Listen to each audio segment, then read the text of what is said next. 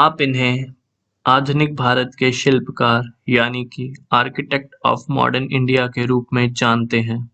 Democracy, socialism, secularism और non alignment इनके चार स्तंभ रहे हैं। 11 बार इनका नाम नोबेल पीस प्राइज के लिए नॉमिनेट हुआ है। देश की आज़ादी के लिए वह 9 साल जेल में भी रहे। भारत के पहले प्रधानमंत्री बने। नेहरू जैसा प्रतिभाशाली, दूरदर्शी और डायनेमिक लीडर भारत को शायद फिर कभी नहीं मिला। उनके व्यक्तित्व को एक वीडियो में उतारना उतना ही मुश्किल है जितना एक घड़े में समंदर को। फिर भी हमने कोशिश की है कि उनके जीवन के तकरीबन सभी बड़े पहलू हम आपके सामने रखें। नेहरू का जन्म 14 नवंबर 1899 में इलाहाबाद में हुआ। जवाहर के पिता मोतीलाल नेहरू थे, जो भारत के बड़े वकीलों में शुमार थे और कांग्रेस के दिग्गज नेता भी थे। मोतीलाल कश्मीरी पंडित थे और नहर के पास घर होने के कारण उनको नेहरू कहा जाने लगा। नेहरू परिवार बहुत ही अमीर खानदान था, इसलिए जवाहर की स्कूलिंग हैरो, इंग्लैंड में हुई। 1910 में ट्रिनिटी कॉलेज कैम्ब्रिज में ग्रेजुएशन, इसके बाद इनर टेम्पल लंदन से वकालत की। 1912 में जवाहर भारत आ गए और इलाहाबाद कोर्ट में ही वकालत शुरू की। 1916 में कमला देवी से इनकी शादी हुई और 1917 में इंदिरा प्रियदर्शनी का जन्म हुआ। जवाहर शुरू से ही देश की राजनीति में दिलचस्पी रखते थे। नेहरू 1912 में जब से भारत आए, इंडियन नेशनल कांग्रेस की गतिविधियों में लग गए थे। इनको रेडिकल नेता कहा जाने लगा और वह अपने पिता मोतीलाल नेहरू और गोपाल कृष्ण गोखले, जो कि महात्मा गांधी के पॉलिटिकल गुरु थे, उनका भी विरोध करने लगे थे। वह कहते थे कि नर्म रवैये से देश आजाद होने वाला नहीं। वह गांधी जी से 1916 में मिले और अंत तक वह दोनों साथ ही रहे। 1920 में नॉन कॉर्पोरेशन मूवमेंट शुरू हुआ, जिसमें जवाहर को उत्तर प्रदेश आंदोलन का मुखिया चुना गया। इसी आंदोलन में पहली बार वह जेल गए।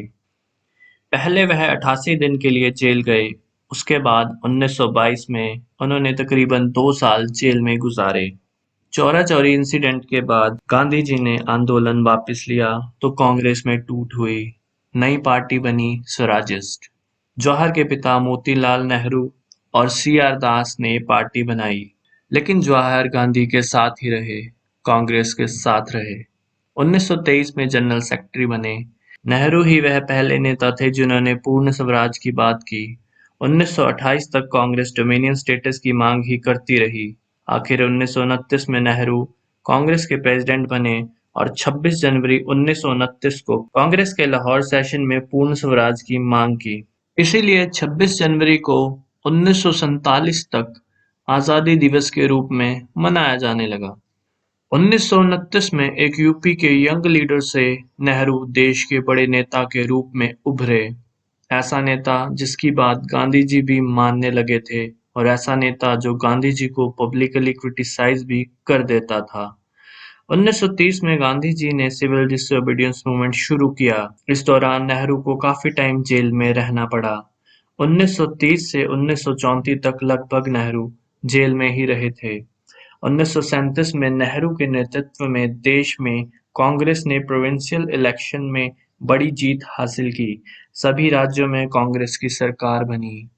इसके बाद 1942 में भारत छोड़ो आंदोलन हुआ। सभी बड़े नेता गिरफ्तार कर लिए गए। नेहरू भी जेल गए। इसी दौरान उन्होंने अपनी सबसे बेहतरीन किताब डिस्कवरी ऑफ इंडिया यानी भारत एक खोज लिखी। इसके अलावा इनकी अन्य प्रसिद्ध किताबें हैं an autobiography, glimpses of world history, letter from father to his daughter. इनकी किताबों से पता लगाया जा सकता है कि नेहरू कितने समझदार थे, कितने जानकार थे, कितने दूरदर्शी, और उन्होंने पहले ही देश को दिशा देने की नीति तैयार कर रखी थी और प्रधानमंत्री बनने के बाद उन्होंने ये करके भी दिखाया।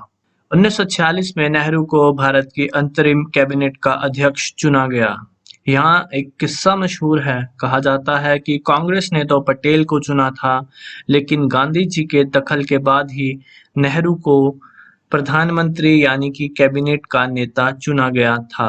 इसी वजह से यह सवाल उठता रहा है कि वल्लभ भाई पटेल को प्रधानमंत्री होना चाहिए था। लेकिन अगर देखा जाए तो अगर पटेल प्रधानमंत्री भी होते तो सिर्फ 2 से ढाई साल ही प्रधानमंत्री रह पाते, क्योंकि 1950 में उनकी मृत्यु हो गई थी। अब हम थोड़ी सी बात करेंगे वल्लभ भाई पटेल और जवाहरलाल नेहरू के रिश्तों की। आज की राजनीति जितनी कड़वाहट इन दोनों में दिखाती है, असल में वैसा था नहीं। दोनों ही महात्मा गांधी के सिपाही थे। दोनों भाइयों की तरह रहते थे। गांधी जी की मृत्यु के बाद भी इनका साथ नहीं टूटा। 1 अगस्त 1947 को नेहरू ने पटेल को एक चिट्ठी लिखी। कुछ हद तक औपचारिकता निभाना जरूरी होने से मैं आपको मंत्रिमंडल में सम्मिलित होने का निमंत्रण देने के लिए लिख रहा हूँ। इस पत्र का कोई महत्व नहीं है, क्योंकि आप तो मंत्रिमंडल के सुदृढ़ स्तंभ हैं। जवाब में 2 दिन बाद 3 अगस्त को पटेल लिखते हैं, आपके 1 अगस्त के पत्र के लिए धन्यवाद। एक दूसरे के प्रति जो हमारा अनुराग और प्रेम रहा है तथा लगभग 30 वर्ष की हमारी अखंड मित्रता रही है, उसे देखते हुए औपचारिकता के लिए कोई स्थान नहीं रह जाता। आशा है कि मेरी सेवाएं बाकी के जीवन के लिए आपके अधीन रहेंगी। ये पत्र अपने आप में ही दर्शाता है कि नेहरू और पटेल के रिश्ते कैसे थे। पटेल की मृत्यु के बाद उनके दोनों बच्चों को राजनीति में नेहरू ही लाए। वह दोनों सांसद बने और मनुबेन पटेल, जो उनकी बेटी थी, कांग्रेस की वाइस प्रेसिडेंट भी बनी। अंग्रेजों ने आज़ादी का खाका तैयार किया तो उन्होंने प्लान किया कि यूनाइटेड प्रोविंसेस को ऑटोनॉमी दी जाए, प्रिंसली स्टेट्स को अलग देश बना दिया जाए, यानी भारत में बहुत से छोटे छोटे देश बन जाएं। लेकिन कांग्रेस ने इसका विरोध किया और कहा, हमें ऐसा देश नहीं चाहिए। हम जिस देश के लिए लड़े थे, हमें पूरा अखंड भारत चाहिए। अगर ऐसा नहीं है तो हम फिर से आंदोलन करने को तैयार हैं।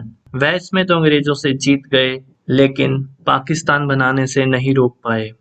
1939 में मुस्लिम लीग ने जब से पाकिस्तान बनाने की मांग की थी, तब से ही देश भर में हिंदू मुस्लिम दंगे होने लगे थे, और जैसे ही आज़ादी पास आने लगी तो दंगे और भी ज़्यादा बढ़ने लगे। मुस्लिम लीग देश को गृह युद्ध की तरफ धकेल रही थी। ऐसा लग रहा था अगर पाकिस्तान ना बना तो पूरा देश कब्रिस्तान बन जाएगा। मुस्लिम लीग और कुछ हिंदू संगठन थे जिन्होंने पाकिस्तान को बनाने में सहमति दिखाई थी। वीर सावरकर ने टू नेशन थ्योरी दी थी और श्यामा प्रसाद मुखर्जी ने इसे 1942 में संसद में लेकर पेश किया। माउंटबेटन भी पाकिस्तान बनाने के कुछ ज्यादा हक में नहीं दिख रहे थे, लेकिन इतने कत्लेआम देखकर उन्होंने मुस्लिम लीग का समर्थन किया। कांग्रेस अंत तक पाकिस्तान बनने के खिलाफ थी, लेकिन हालातों को देखकर कांग्रेस को भी मानना पड़ा। 15 अगस्त 1947 को देश आजाद हुआ और भारत को पहला प्रधानमंत्री मिला। वल्लभ भाई पटेल को डिप्टी प्राइम मिनिस्टर और होम मिनिस्टर बनाया गया। नेहरू की कैबिनेट में सिर्फ कांग्रेसियों को ही नहीं रखा, उन्होंने ऐसे लोगों को भी जगह दी जिन्होंने हमेशा उनकी राजनीति का विरोध किया, जिनमें से सबसे बड़ा नाम है बी.आर. अम्बेडकर का। श्यामा प्रसाद मुखर्जी, जो कि हिंदू महासभा के सदस्य थे, उनको भी नेहरू की कैबिनेट में जगह मिली। नेहरू को विरासत में भूखा नंगा देश मिला था। उनकी दूरदर्शी सोच ही भारत की रीढ़ की हड्डी बनी। उस वक्त भारत में एवरेज लाइफ 31 साल थी। विकास दर 0 से भी नीचे था। 80% लोग 2 समय का खाना भी नहीं जुटा पाते थे। 15% लोग लिखना जानते थे और 20% लोग पढ़ना जानते थे। 90% चीजें बाहर से इंपोर्ट होती थी। एक सुई तक नहीं बनती थी इस देश में, और ऐसा माना जाता था कि भारत जल्दी ही कोलैप्स कर जाएगा। नेहरू को बहुत जल्दी ही बहुत कुछ करना था। 200 करोड़ के मालिक जवाहरलाल नेहरू ने 1996 करोड़ इस देश को दान कर दिया। पैदावार बढ़ाने और बिजली उत्पादन के लिए भाखड़ा नंगल, हीराकुड और नागार्जुन जैसे डैम बनाए। उद्योगों के लिए दुर्गापुर, भिलाई, राउरकेला में प्लांट लगवाए। आईआईटी, आईआईएम, एनआईटी, सीएसआईआर और एम्स बनाया। नॉन अलाइंड मूवमेंट बनाकर भारत को पूरे विश्व में पहचान दिलाई। फॉरेन पॉलिसी के सबसे बड़े जानकार माने जाते थे जवाहर। उन्होंने न्यूक्लियर प्रोग्राम शुरू किया, जिसमें कनाडा, सोवियत संघ, यूरोप सब ने न्यूक्लियर टेक्नोलॉजी देने के लिए भारत की मदद की। नेहरू सिर्फ भारत की आज़ादी की बात नहीं करते थे, वो पूरे विश्व की आज़ादी चाहते थे। 1960 के दशक तक यूरोपियन कॉलोनीज आज़ाद होती रही और नेहरू का उसमें खास योगदान रहा।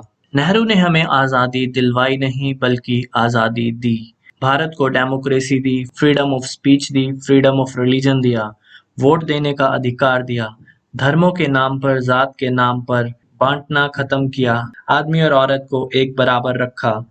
जिन अधिकारों के लिए विकसित देशों ने बार-बार लड़ना पड़ा था, वो सब हमें बैठे-बिठाए मिल गया। सबसे बढ़कर नेहरू ने मल्टी पार्टी सिस्टम बनाया। वो चाहते तो वन पार्टी सिस्टम बनाकर सभी पॉलिटिकल पार्टीज का किस्सा हमेशा के लिए खत्म कर देते, लेकिन नहीं, उन्होंने सबको बराबर का अधिकार दिया। नेहरू 17 साल तक देश के प्रधानमंत्री रहे। नेहरू सिर्फ भारत के नहीं, विश्व के बड़े लीडर्स में से थे। थर्ड वर्ल्ड कंट्री का ये नेता जब यूनाइटेड नेशन में बोलता था तो उसे पूरा विश्व सुनता था। 27 मई 1964 को नेहरू की हार्ट अटैक से मृत्यु हो गई। 20 लाख से ज्यादा लोग उनके आखिरी दर्शन के लिए आए। न्यूयॉर्क टाइम्स ने लिखा, आधुनिक भारत के निर्माता नहीं रहे। गांधी जी ने नेहरू के बारे में कहा था कि उनसे ज्यादा हिम्मत वाला कोई नहीं। देश प्रेम में उनसे आगे कौन हो सकता है। वह एक योद्धा है, तेज तर्रार योद्धा। और जहां वो एक योद्धा हैं, वहीं नेहरू एक स्टेट्समैन भी हैं।